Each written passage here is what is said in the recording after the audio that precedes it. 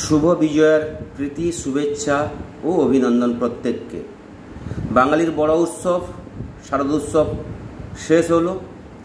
সেই আনন্দের সাক্ষী থেকে এমকে ট্রেডিং বেলদার পক্ষ থেকে আপনাদের প্রত্যেককে আবার একবার জানাচ্ছি শুভ বিজয়ের প্রীতি শুভেচ্ছা ও অভিনন্দন।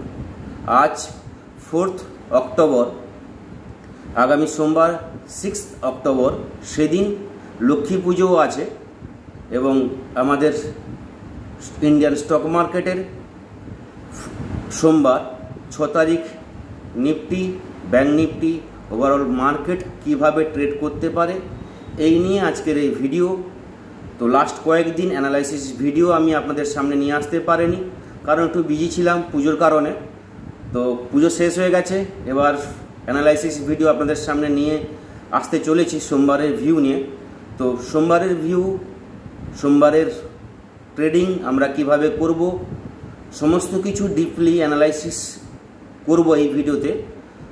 তো চলুন দেখা যাক নিফটির চার্টে নিফটি কিভাবে ট্রেড করতে পারে সোমবার, ব্যাংক নিফটি কি বলছে, সমস্ত কিছু ডিপলি অ্যানালাইসিস করব।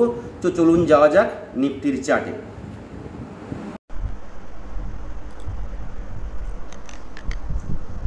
নিফটির চার্টে যাওয়ার আগে আপনাদেরকে দেখিয়ে রাখবো, এটা হচ্ছে ডিসক্লেমার অবশ্যই ভালো করে আপনারা পড়ে নেবেন, কারণ আমি সেবি রেজিস্টার অ্যানালাইসিস নই। এখানে ভিডিওতে যা কিছু ইনফরমেশান দেওয়া হচ্ছে টোটালটাই কিন্তু এডুকেশন এবং লার্নিং পারপাসের জন্য।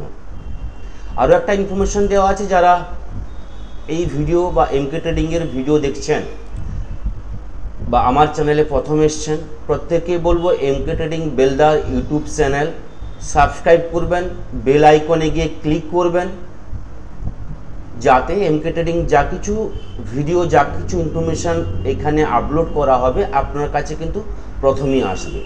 এবং এটা এমকে ট্রেডিংয়ের ফেসবুক পেজ এমকে ট্রেডিং বেলদা, যারা এখনও ফলো করেননি প্রত্যেকেই বলবো ফলো করুন, লাইক করুন এবং শেয়ার করুন।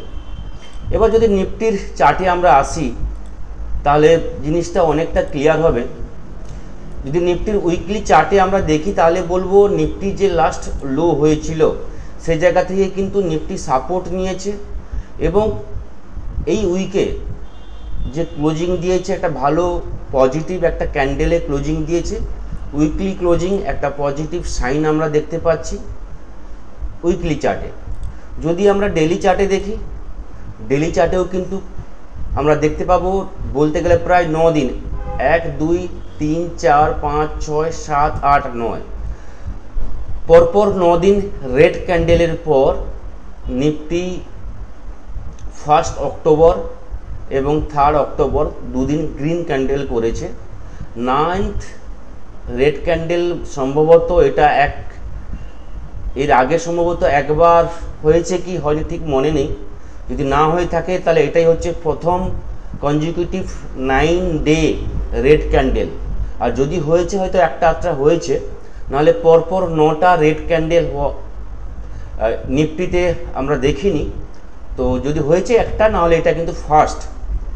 পরপর 9টা রেড ক্যান্ডেলের পরপর দুদিন আমরা গ্রিন ক্যান্ডেল দেখলাম এবং দুটো গ্রিন ক্যান্ডেল কিন্তু বলতে গেলে মারুবুজু ক্যান্ডেল টাইপের কিন্তু হয়েছে। এবার নিফটি একটা ভালো সাপোর্ট জায়গা থেকে পরপর কিন্তু সাপোর্ট নিয়ে নিফটি কিন্তু ঘুরে দাঁড়িয়েছে এবং 24,890 উপরে নিফটি ক্লোজিং দিয়েছে, বলতে গেলে 24,900 কাছাকাছি ক্লোজিং দিয়েছে। আমি এর আগের দিন বলেছিলাম 24,880 নিফটি টাচ করবে, কারণ এটা গ্যাপ রেখে গিয়েছিল এবং সেই গ্যাপটা যথারীতি ফিল আপ করেছে, যেটা আমরা দেখতে পেলাম। নিফটির গ্যাপের ফিল আপ শুক্রবার দিন আমরা দেখতে পেলাম, মানে কালকে ডেটে কিন্তু আমরা দেখতে পেয়েছি।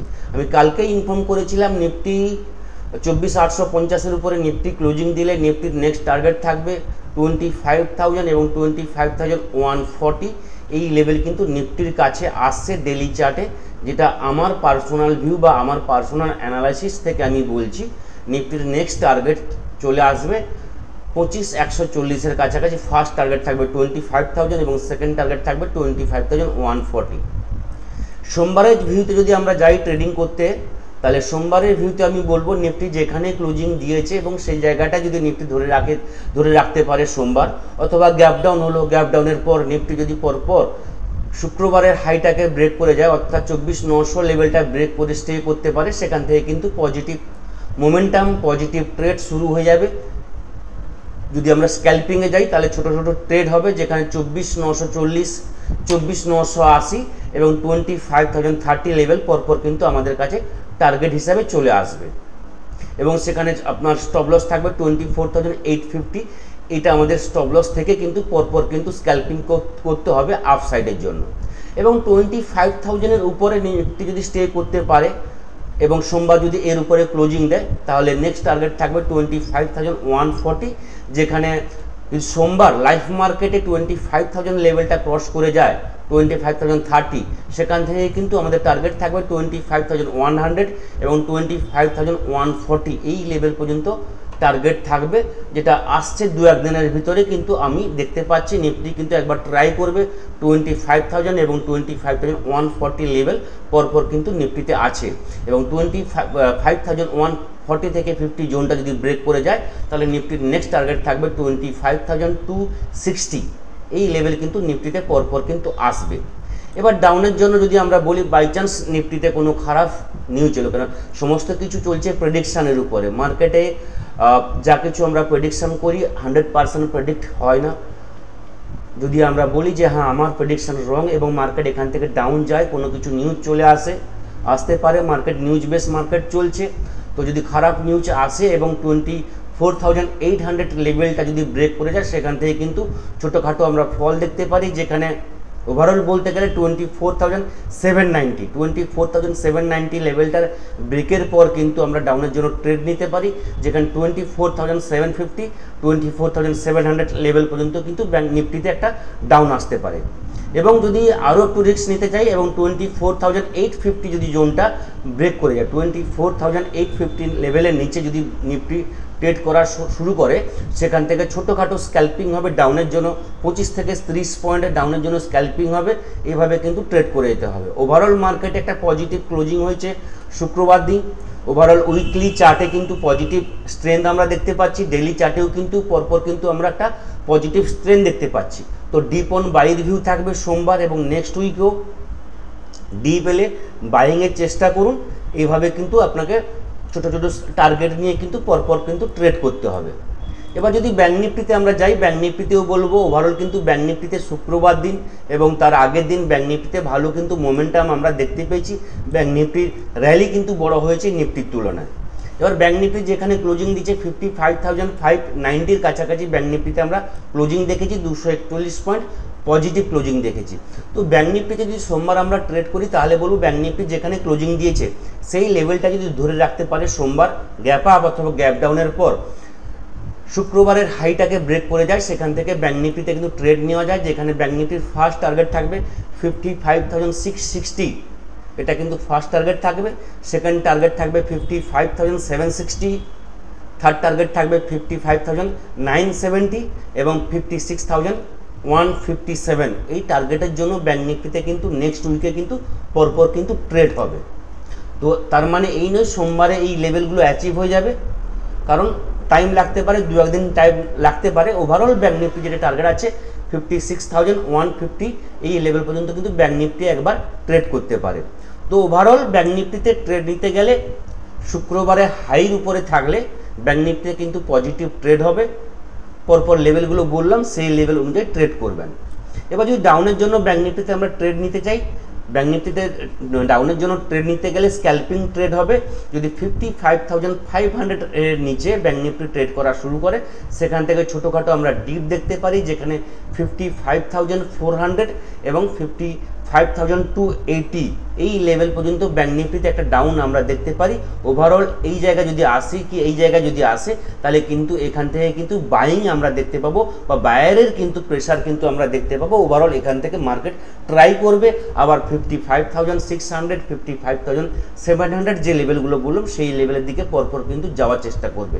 ওভারঅল কিন্তু ডিপ অন বাই থাকবে। হ্যাঁ, যদি ব্যাংক নিফটি শুক্রবারের লো ব্রেক করে যায়, ওভারঅল বলতে গেলে 55,000 180 লেভেলটা যদি ব্রেক করে যায় এবং এর নিচে মিনিমাম 15 মিনিটস স্টে করতে পারে, তাহলে কিন্তু ব্যাঙ্ক নিফটিতে বড় ফল আমরা দেখব, যেখানে 55,000 লেভেলটাও ব্রেক করে যাবে, এমনকি 54,700 পর্যন্ত কিন্তু ব্যাঙ্ক নিফটি আসতে পারে। তো ওই 54,700 লেভেল আসতে গেলে ব্যাঙ্ক নিফটিকে 55,000 লেভেল কিন্তু ব্রেক করতে হবে। যতক্ষণ না শুক্রবারের লো ব্রেক করছে ব্যাঙ্ক নিফটিতে বড় ফল হবে না। তো 55,180 পর্যন্ত ব্যাঙ্ক নিফটিতে ডিপ অন বাই থাকবে। তো এত বড় কারেকশন সম্ভবত সোমবার না হওয়ার চান্স ম্যাক্সিমাম আছে। ছোটোখাটো ডিপ আসতে পারে, প্রতিটা ডিপে কিন্তু বাইংয়ের চেষ্টা করবেন।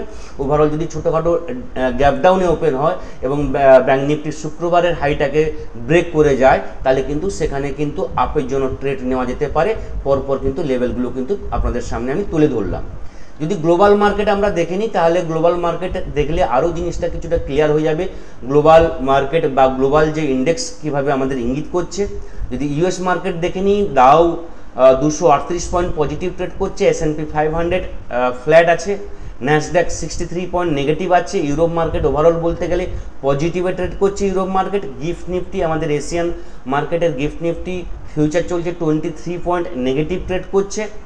নিকাই 832 পয়েন্ট পজিটিভ আছে, হ্যাংসেং 146 পয়েন্ট নেগেটিভ। বাকি ওভারঅল বলতে গেলে এশিয়ান সমস্ত মার্কেট পজিটিভ আছে। তো গ্লোবালের দিক থেকে তেমন কোনো খারাপ নিউজ নেই। গ্লোবাল সংকেত বা গ্লোবাল ইন্ডিকেট করছে পজিটিভ ওপেনিংয়ের চান্স আছে। ফ্ল্যাট টু পজিটিভ, ফ্ল্যাট ওপেনিংয়ের চান্স সোমবার ম্যাক্সিমাম আছে। মার্কেটে গ্লোবালে তেমন কোনো খারাপ কিছু এখনও পর্যন্ত ইঙ্গিত নেই। এফআইদের ডেটা, শুক্রবারের ডেটা, এফআইদের কিন্তু সেলিং আমরা দেখেছি। 3 তারিখ এফআইরা 1,583 কোটি টাকার সেলিং করেছে, ডিআইরা 489 কোটি টাকার বাইং করেছে। এই জিনিসটা আমার মাথায় আসছে না, যদি শুক্রবার দিন এফআইরা সেলিং করলো এবং ডিআইরা মাত্র 490 কোটি টাকার বাইং করেছে, তাহলে শুক্রবার দিন মার্কেটে বাই কারা করেছে? নিফটি ওভারঅল পজিটিভ মুভমেন্ট করেছে। তার আগের দিন 1 তারিখ বুধবার এবং শুক্রবার পরপর দুদিন বাইং এসছে। ব্যাঙ্ক নিফটিতেও পজিটিভ ট্রেড এসছে, কিন্তু পরপর দুদিন এফআইদের কিন্তু সেলিং হয়েছে। তাহলে বাইংটা কারা করেছে, এটা হচ্ছে বড় কোশ্চেন।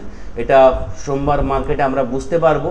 তো আরেকটা জিনিস বলে রাখি, অক্টোবর মাস ঢুকে গেছে, স্টকের রেজাল্ট সেশন শুরু হয়ে যাবে। স্টকের রেজাল্ট সেশন শুরু হয়ে গেলে স্টক স্পেসিফিক মুভমেন্ট পাবেন। যারা স্টকে ট্রেডিং করেন, যারা আমার স্টুডেন্ট আছেন, যারা স্টক ট্রেডিং কীভাবে করতে হয় শিখেছেন, অবশ্যই কিন্তু ওয়াচ রাখবেন। সেক্টর ওয়াইজ স্টকে মুভমেন্ট আসবে। অক্টোবর মাস ঢুকে গেছে, লাস্ট কিছু দিনের মধ্যে স্টকের রেজাল্ট সেশন শুরু হয়ে যাবে। স্টক স্পেসিফিক মোমেন্টাম ভালো আসবে, স্টকে ট্রেড করবেন। যদি ইন্ডেক্সে মোমেন্টাম না আসে, ইন্ডেক্স সাইডওয়েজ থেকে যায়, তাহলে কিন্তু স্টকে ভালো কিন্তু আর্নিং করতে পারা যাবে। এই দিকটা মাথায় রেখে ট্রেড করবেন। ভালোভাবে থাকবেন, সুস্থ থাকবেন। নেক্সট ভিডিওতে আপনাদের সঙ্গে আবার দেখা হবে। থ্যাংক ইউ, ধন্যবাদ।